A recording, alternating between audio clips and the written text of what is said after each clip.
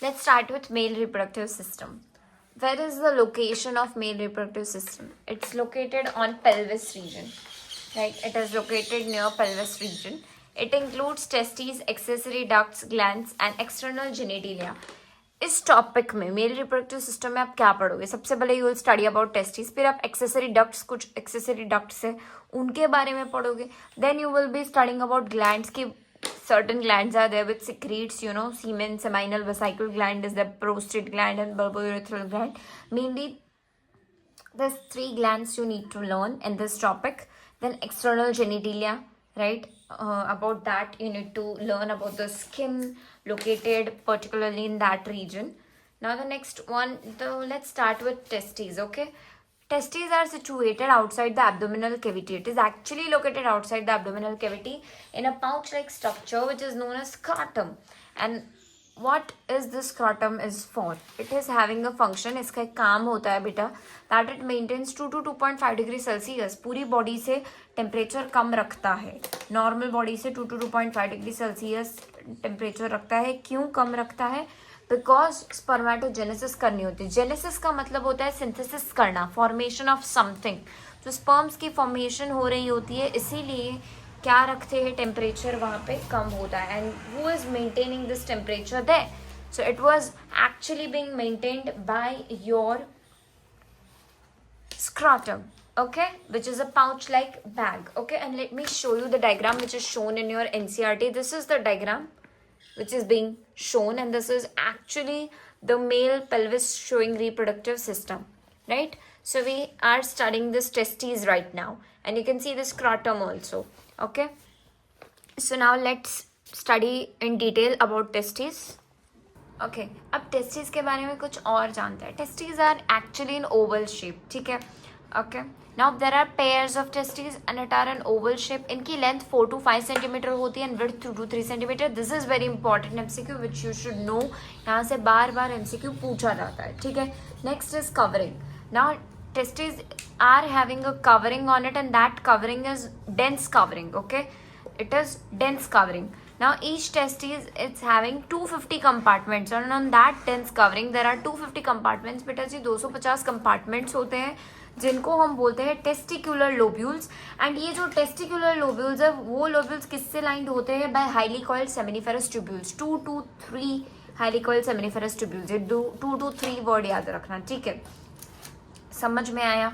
Testis जो होती है कहाँ पे होती है? पेल्विस रीजन पे होती है. पेल्विस रीजन पे वहाँ पे होती है. एंड ऑल्सो स्क्रॉटम के अंदर होती है outside the abdominal cavity. And scrotum क्यों होता है? Maintaining 2 to 2.5 degree Celsius temperature for spermatogenesis. Oval shape में होती है, length 4 to 5 with 2 to 3 covered होती है with dense covering. Dense covering के अंदर क्या होता है? 250 compartments. In that 250 compartments are known as testicular lobules. And each testicular lobules, ठीक है, 250 में से मान लो एक की बात करें तो उस एक में क्या होगा? 2 से 3 highly coiled seminiferous tubules. And ये सेमिनिफेरस ट्यूब्यूल्स क्या है? These are the tubules which actually produces sperms. Yes, जहाँ पे actually sperms बनते हैं उस एरिया को कहाँ पे बनते हैं? तो सेमिनिफेरस ट्यूब्यूल्स में बनते हैं. ये याद रखने, ये एमसीक्यू में आ सकता है कि कितने एक्चुअली कंपार्टमेंट्स है, या फिर तुमसे पूछ ले कि स्पर्म्स कहाँ पे बनते हैं, तो you should know that and seminiferous tubules, ठीक है. तो ये सब आपको मैंने बताया अबाउट टेस्टिस. अब हम आगे बढ़ते हैं to the next sub topic, that is I can't say sub topic but I can say that अब हम सेमिनिफेरस ट्यूब्यूल के बारे में थोड़ा पढ़ेंगे, क्योंकि एक के बाद स्टेप्स आते हैं. तो अभी हम सेमिनिफेरस ट्यूब्यूल्स के बारे में पहुंचे और मैंने आपको ये तो बता ही दिया कि यहाँ पे स्पर्म्स बनते हैं. But there are 2 types of cells जो इन सेमिनिफेरस ट्यूब्यूल्स में भी लाइंड होते हैं. उनके बारे में पहले हम स्टडी करते हैं, फिर हम एक्सेसरी डक्ट्स वाले टॉपिक पे जाएंगे विच वॉज सब topic actually. Okay now seminiferous tubules जहाँ पे स्पर्म्स फॉर्म होते हैं वो ऐसी एक ट्यूब लाइक स्ट्रक्चर होती है. एंड इस ट्यूब के अंदर बेटा जी 2 टाइप्स ऑफ सेल्स लाई करते हैं, right. It is lined by 2 types of cells. And which are those 2 cells? That is male germ cell and Sertoli cell, okay. Male germ cell नाम से ही पता चल रहा है which will give rise to the male germs, that is your sperms. यहाँ पे ही sperms बनते हैं. अभी अभी बोला मैंने कि स्पर्म्स बनते कहाँ पे? By which cells gives rises to the sperms, so that are male germ cell. And in male germ cell को बेटा न्यूट्रिशन भी चाहिए होगा. इन्हें बड़ा करना है तो they will require nutrition. So that was given by Sertoli cell, which are lined here only. Yeah, which are lined here only.